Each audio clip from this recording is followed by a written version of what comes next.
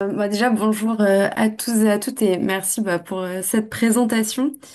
Euh, Ce que je vais faire, si ça vous va, c'est effectivement plutôt parler dans la perspective de ma thèse, à savoir que je mène une analyse donc sur la médiatisation du phénomène plutôt dans la presse quotidienne nationale et que je m'intéresse pas tant que ça aux réseaux sociaux finalement. Enfin, cette présentation, c'est aussi l'occasion de montrer qu'on peut dresser des ponts entre les enjeux qui traversent l'espace qu'est la presse quotidienne nationale et ceux qui traversent les dispositifs numériques et notamment les réseaux sociaux. Donc je reviendrai un peu sur la question des réseaux sociaux dans un second temps. Mais ce que j'aimerais bien faire avant ça, en fait, c'est d'abord interroger une notion qui est comment dire, connexe à celle de reconnaissance et qui se situe pour moi même en amont de celle-ci, qui est plutôt la notion de visibilité en fait, qui finalement n'a pas rien à voir avec celle de reconnaissance, mais vraiment la précède et voire la conditionne en fait. Donc j'aimerais d'abord revenir sur cette notion-là. Mais avant ça, je voudrais effectivement présenter mon objet de recherche rapidement pour montrer comment j'en suis arrivée à cette notion de visibilité, si ça vous va. Voilà. Alors, donc comme vous l'avez dit, je travaille sur le phénomène de la désobéissance civile écologiste au musée. Donc par là, il faut entendre toutes les actions perpétrées donc par les militants et militantes du A22 Network ou réseau A22 en français dans divers musées d'art donc européens entre 2022 et 2024. Là, le phénomène semble plutôt s'être stoppé.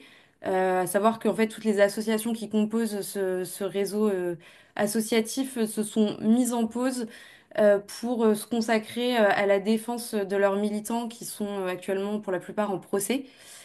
Donc, ce sont des actions qui ont consisté pour les militants et les militantes à simuler la détérioration d'œuvres d'art, enfin des œuvres d'art exposées, et une des choses qui est assez importante à noter, au-delà de la particularité de ce geste-là, c'est que chacune des associations qui composent le réseau A22, en fait, a ses propres revendications.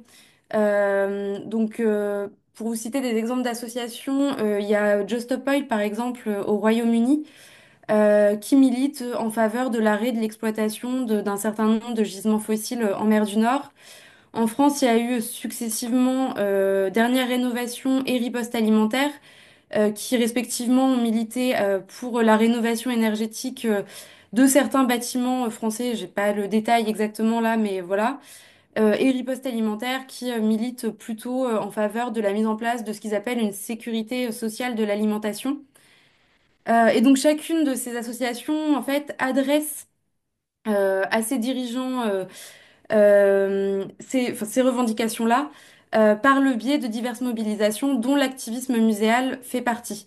C'est pas la seule répertoire d'actions dont ces militants, dont ces associations disposent. Je pense que c'est aussi important de préciser que ce sont des actions qui relèvent de diverses stratégies, à savoir que dans un premier temps, au-delà du geste, encore une fois, pour ces militants, investir l'espace muséal, ça revient déjà dans un premier temps à produire un sens assez particulier de ce qu'est, selon eux, l'urgence écologique, très schématiquement. En gros, ils remettent en cause un peu le partage nature-culture qui fonde la modernité.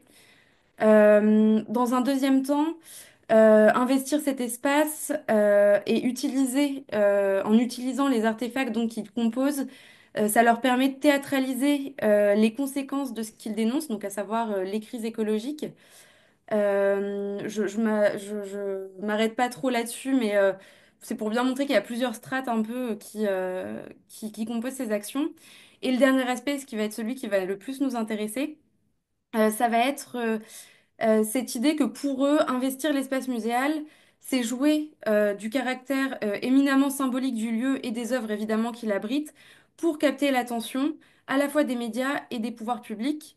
Et là, j'invente absolument rien en disant ça, dans la mesure où cette idée de stratégie de captation de l'attention, elle a déjà été mise en lumière par une sociologue qui s'appelle Anne Bessette, qui travaille énormément sur ces questions de vandalisme d'œuvres d'art et qui s'intéresse à des cas qui ne sont pas forcément là relatifs au réseau A22, mais qui mettait déjà en avant cette stratégie dans le cadre d'autres actions de vandalisme. Et c'est particulièrement vrai pour ce qui est du réseau A22 en l'occurrence. Donc autrement dit, en fait, pour ces associations et ces militants, il s'agit de revendiquer la visibilité de leurs questionnements et de leurs exigences politiques. Et c'est vraiment à partir de cette revendication de visibilité qui est vraiment inhérente à leurs propos que j'aimerais poursuivre.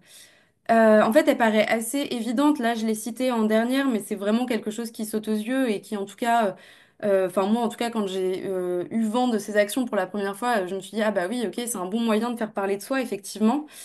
Mais j'aimerais en fait montrer peut-être en quoi euh, la visibilité, c'est quelque chose de finalement plus complexe ou de moins évident qu'il n'y paraît, alors que de prime abord, ça paraît justement évident. Donc, je me répète beaucoup, mais voilà.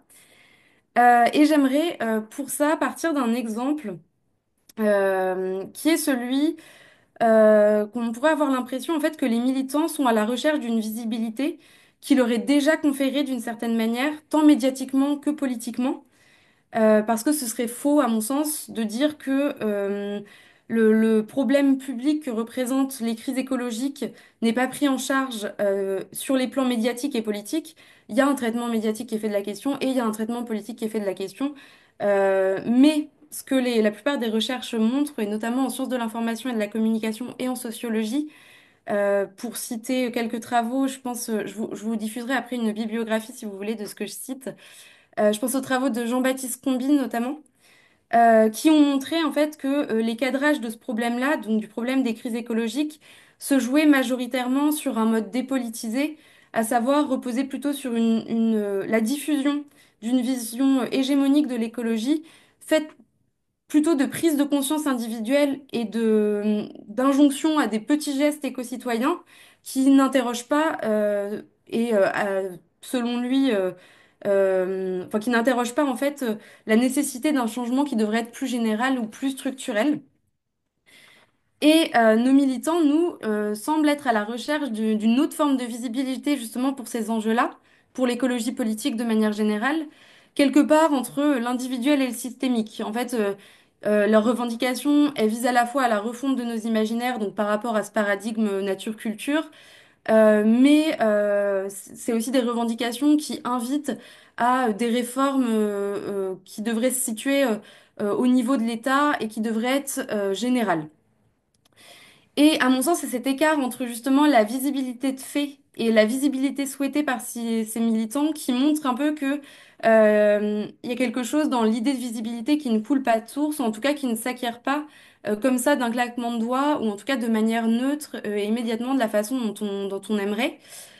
Et pour ça, en fait, je m'appuie là sur des travaux entrepris par un chercheur qui s'appelle Olivier Voirol qui peut-être que vous connaissez, je sais pas, mais en tout cas dans les questions que vous posez dans la présentation de la conférence, ça rejoint beaucoup les questions que lui-même se pose, qui considère en fait que la thématique de la visibilité est très souvent arrimée au discours tenu justement par les acteurs sociaux qui cherchent à s'imposer dans le débat public et qui pointe du doigt aussi le fait que les infrastructures médiatiques, donc là on y vient, concourent largement à définir les contours justement de la scène du visible, ou de ce qu'il appelle la scène du visible en tout cas, tant du point de vue de ce qui est montré que de la façon dont cela est montré.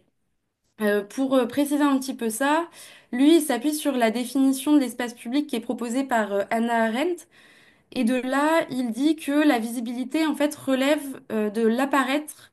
Se rendre visible, être visible, c'est avoir les moyens d'apparaître dans un espace-temps donné pour faire monde commun, pour faire police, donc en fait pour faire cité. Et avec l'apparition des médias, donc depuis maintenant quand même vraiment quelques années, parce qu'à chaque fois on parle de l'apparition des réseaux sociaux, mais ça fait quand même un certain temps, cet espace-temps en fait s'élargit et permet de connecter entre eux des lieux qui sont spatialement évidemment déconnectés.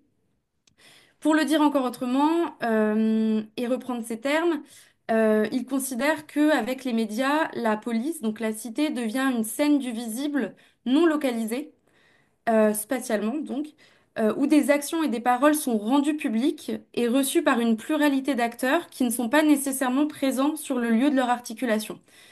Donc j'ai l'impression qu'avec cette citation, ce qu'on comprend, c'est que le visible médiatisé, c'est le fruit d'un travail de restitution, voire de construction, qui est nécessairement régi par un certain nombre de règles et de contraintes qui vont contribuer à le façonner, donc à façonner le visible. Et on se situe un peu dans une espèce de paradoxe où le médiatique, ce serait quelque chose qui vraiment élargirait notre horizon de visibilité, tout en décidant des termes suivant lesquels justement cet élargissement surviendrait. Euh, Dans le cas des médias, donc les processus de publicisation ont sans doute dépendent majoritairement des acteurs médiatiques et journalistiques, dont la pratique s'aligne sur des normes qui vont régir leur métier. Donc, par exemple, Olivier Voirol, dans son article, cite par exemple toutes les routines organisationnelles auxquelles sont soumis les journalistes. Donc, ça va être le fait d'aller dans des conférences de presse qui sont organisées par des acteurs qui ont souvent un accès vraiment routinier aux médias parce qu'ils ont les moyens d'organiser ces conférences de presse, là où d'autres acteurs vont être obligés de court-circuiter un petit peu ces routines journalistiques pour se rendre visibles. Donc, ça va être le cas de nos militants, par exemple. Ça va être aussi, donc ces processus de publicisation, ils vont aussi être alignés sur des impératifs économiques, évidemment. Pour moi, la question des impératifs économiques est vraiment très liée à la question des formats de l'information. Mais ça, je vais y revenir un peu en donnant des exemples par la suite.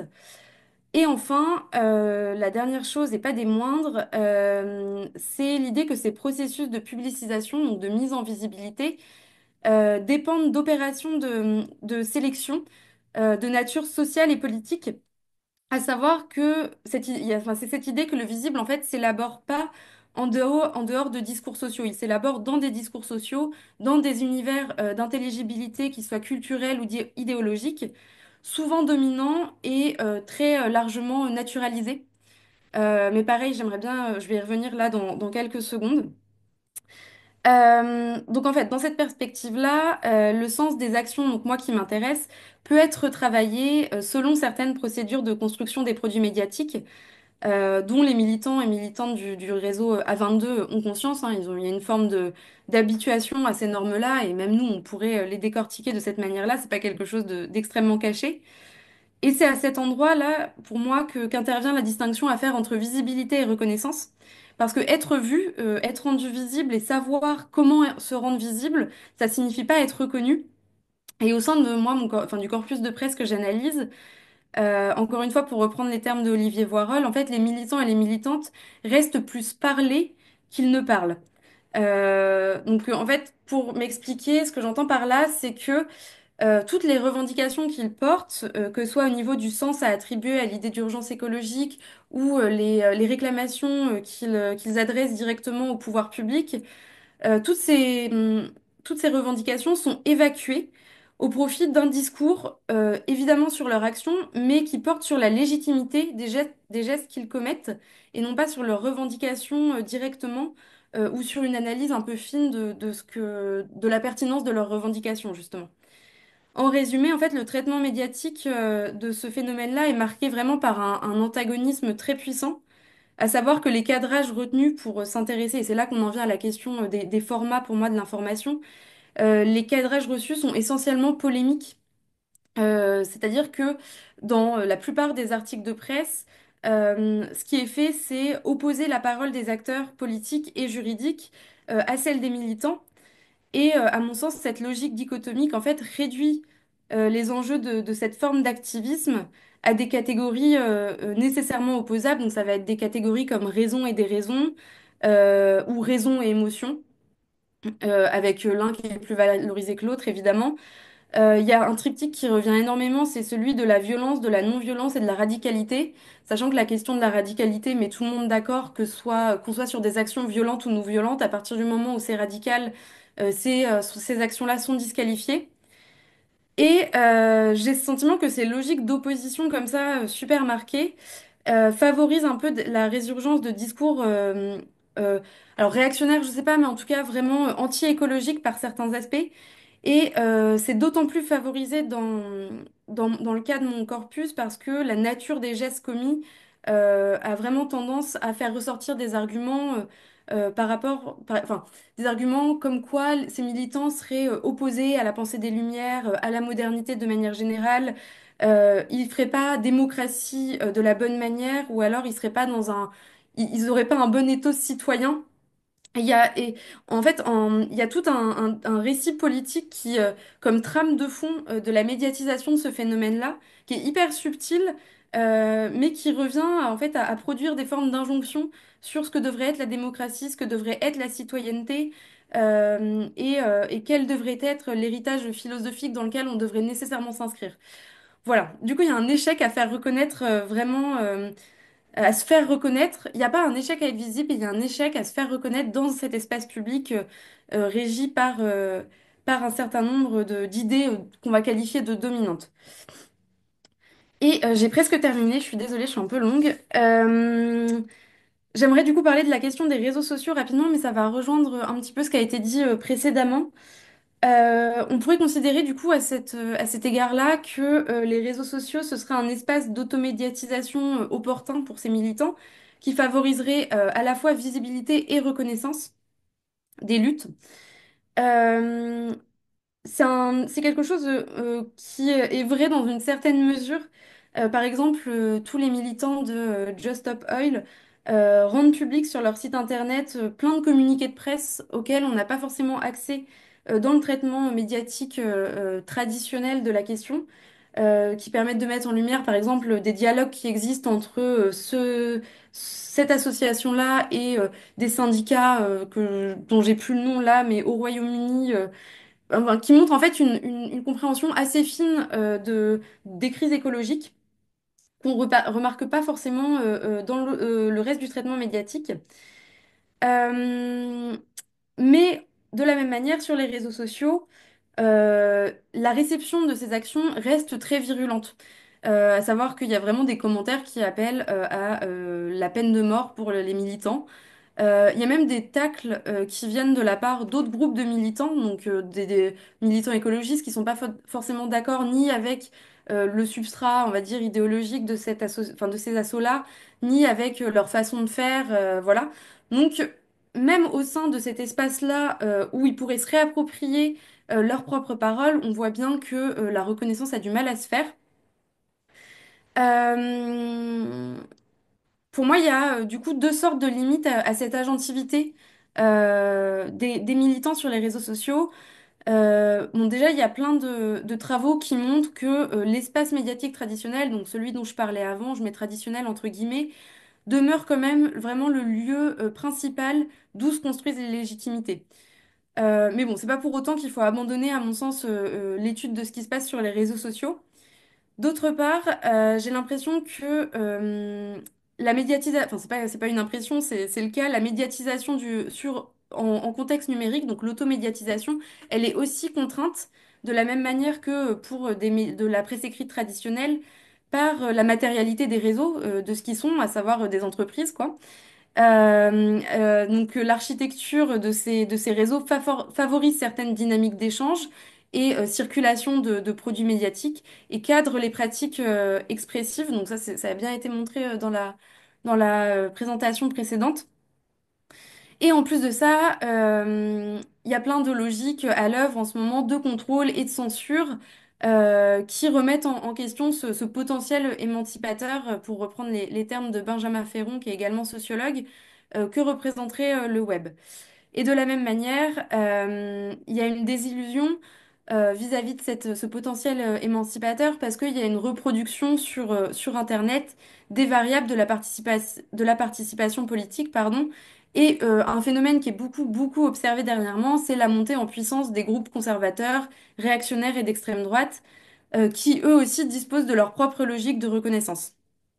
Et c'est là que j'aimerais juste avant de conclure, présenter quelques travaux qui sont menés dans mon laboratoire par des chercheuses comme Virginie Julliard et Nelly Kemener notamment, qui s'intéressent aux communautés politiques en ligne et qui, de leur côté, disent qu'en fait, les communautés politiques en ligne, donc en plus de cette reproduction des variables de la vie politique en ligne, ces communautés-là sont des communautés émotionnelles et sémiotiques. Et en fait, elles fournissent des pistes de méthodes et de recherche pour analyser l'expression de ces communautés en ligne.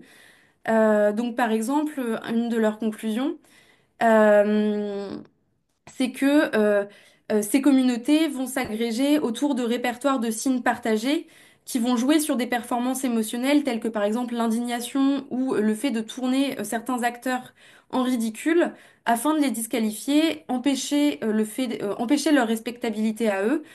Et bon, bref, en tout cas, ce que je veux montrer avec ça, c'est que la reconnaissance, c'est pas non plus quelque chose qui est inné en ligne. Il faut pas croire en une espèce de web tout puissant, quoi. Et pour conclure très très rapidement, donc là, moi, ce que je voulais vraiment montrer avec cette présentation, c'est l'idée qu'en fait, les phénomènes de visibilité et de reconnaissance sont vraiment cadrés et très influencés par les processus matériels qui les sous-tendent.